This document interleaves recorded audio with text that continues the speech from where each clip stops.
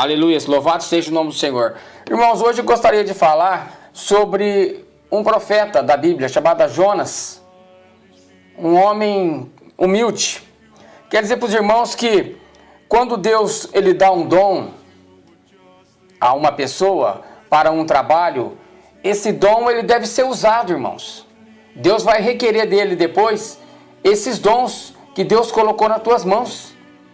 E não foi assim com Jonas, não foi diferente. E hoje também não é assim, porque o hoje também é o ontem.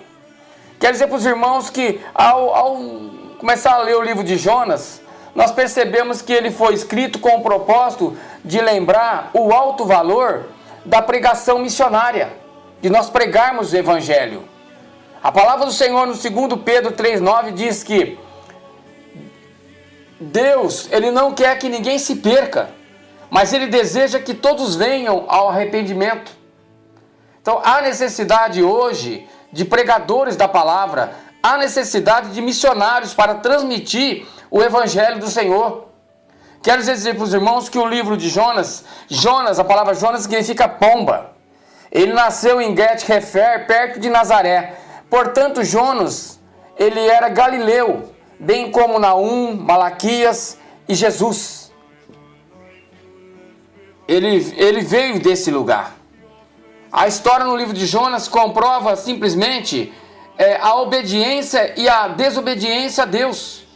Jonas foi chamado, irmãos, para pregar a palavra de Deus em Nínive, mas a princípio ele fugiu. A fuga de Jonas não é diferente da atitude de muitos hoje.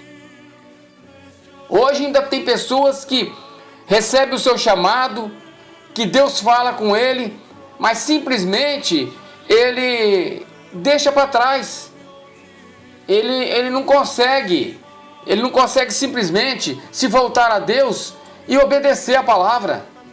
E o mundo hoje clama por profetas. A nossa cidade, o nosso país e o mundo clamam por pessoas que estejam dispostas a anunciar a palavra de Deus. Deus quer levantar pregadores ainda hoje. E foi isso que aconteceu com Jonas. Primeiro foi o seu chamado. O livro começa com um veemente chamado a Jonas a uma clara ordem para levar a palavra à cidade de Nínive. O Senhor diz para ele assim: levanta-te. Nínive era uma grande cidade, capital da Síria, às margens do rio Tigre, com uma população, irmãos, de mais de 120 mil pessoas. Está em Jonas 4,11. Mas ela era muito conhecida pela sua corrupção. O que desagradou a Deus de toda a terra foi a malícia que subiu até ele.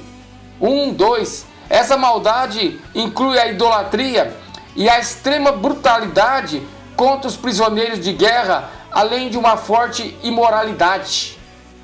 Quero dizer para os irmãos que Jonas, um missionário, vamos começar como um missionário desobediente. Quando Deus fala no versículo 1 e 3, desobedecendo ao chamado dele, em vez de ir a Nínive, Jonas fugiu em direção a Tarsis. Como pode um homem imaginar poder escapulir dos planos do Senhor que vê tudo? Deus é aquele que vê tudo, irmãos. Está no livro de Hebreus 4,13. E essa desobediência, irmãos, ela tem consequências. Consequências da desobediência ao Senhor. Obviamente, a atitude de Jonas, ela não ficaria sem restrição. Causou pavor e desespero aos marinheiros. Está no versículo 1, do 4 a 11. Ele provocou uma situação suicida. 12, 16. E ainda produziu o estranho acontecimento do grande peixe.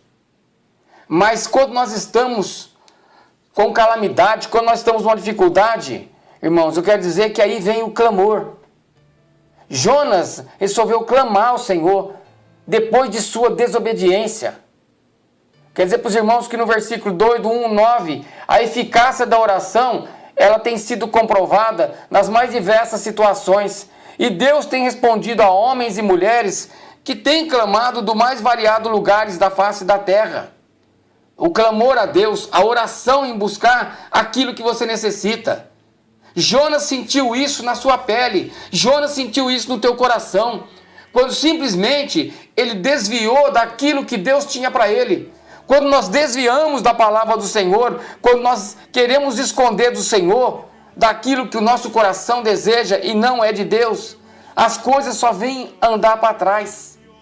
Mas mesmo dentro do ventre de um peixe, a palavra do Senhor nos fala, e Deus miraculosamente manteve Jonas vivo por 3 dias no estômago do peixe. Por ser um fato verídico, Jesus usou esse incidente do peixe que engoliu Jonas para ilustrar sua própria morte, sepultamento e ressurreição. Está no livro de Mateus 12, 39 e 41. Eu quero dizer para os irmãos que Jonas se arrependeu. Está no versículo 2, 10. Jonas viu que estava fazendo tudo errado. Versículo 9. Arrependeu-se, percebeu que agia como um idólatra ou ateu e retomou o caminho da obediência. 1 Samuel 15, 23 nos fala sobre arrependimento. A segunda parte do livro, irmãos, de Jonas, nos mostra um novo Jonas, arrependido e disposto a cumprir o mandato missionário. O novo chamado. 3, do 1 ao 2. Pela segunda vez o Senhor diz a Jonas, levanta-te. Ele estava na praia, por certo ainda meio confuso com tudo que ocorrera, mas percebendo que não adiantava fugir da obrigação de entregar mensagens duras, os pregadores do Evangelho são semelhantemente convocados, irmãos, a proclamar todo o conselho de Deus. Está no livro de Atos 20 e 27. 2 Timóteo 4, 2. Para quem quer procurar, buscar a palavra de Deus, está na Bíblia. Devem pregar tanto a misericórdia, irmãos, quanto a ira de Deus. Ou seja, o perdão e a condenação. Devem pregar de tal forma que as pessoas se voltem de seus pecados. Quer dizer para os irmãos que o missionário obediente, agora em Jonas, versículo 3, do 3 a 4, ele vai direto para Nínive. Nínive era importante por obrigar mais de 120 mil almas. Essa era a preocupação e o seu valor para Deus. Versículo 4, 11. A submissão de Jonas pode ser vista por expressões significativas, tais como levantou-se e foi. Versículo 3, 3. Começou Jonas a percorrer a cidade e pregava. Agora nós vemos a consequência da obediência para o Senhor. A pregação de Jonas, irmãos, produziu resultados e os seus moradores de Nínive arrependeram-se de seus pecados. Houve, por certo, um período, um retorno ao monoteísmo. Nessa fase aconteceram 2 grandes pragas nos anos de 765 e 759 a.C. e um eclipse solar em 763 a.C. Esses acontecimentos, irmãos, podem ter sido interpretados como sinais de julgamento divino e, portanto, preparado a cidade para receber a mensagem profética de Jonas, como expressão visível de seu verdadeiro arrependimento. Eles jejuaram, vestiram-se de pano, de saco. Está no versículo 3, 5. Deus prepara sempre antes o homem para que ele venha se arrepender. Deus mostra o porquê do arrependimento. Deus mostrou para aquela cidade o porquê que aquele povo tinha que se arrepender. Deus já vinha falando há vários anos. Deus já tinha mostrado para eles que algo de ruim cairia sobre a cidade se eles não se arrependeram. Da mesma forma foi com Jonas. Jonas, talvez no íntimo de Jonas, Jonas não queria que esse povo se arrependesse, porque esse povo era um povo muito rebelde, muito ruim. Quantas vezes os pregadores, os pastores, têm pessoas de dentro da própria igreja que muitas vezes a gente não tem vontade de pregar, não tem vontade de fazer algo por aquela pessoa, porque aquela pessoa não deseja arrependimento, aquela pessoa muitas vezes não quer ceder nada para Deus, não quer ter um pacto com Deus, não quer fazer parte da sua intimidade. Mas mesmo assim nós levamos a palavra a Ele. Mesmo assim o Senhor requer de nós que nós continuamos a pregar, continuamos a falar, para que haja um arrependimento no próprio coração dessa pessoa e de repente ele se converta para Deus. Essa lição de Jonas é uma lição muito importante.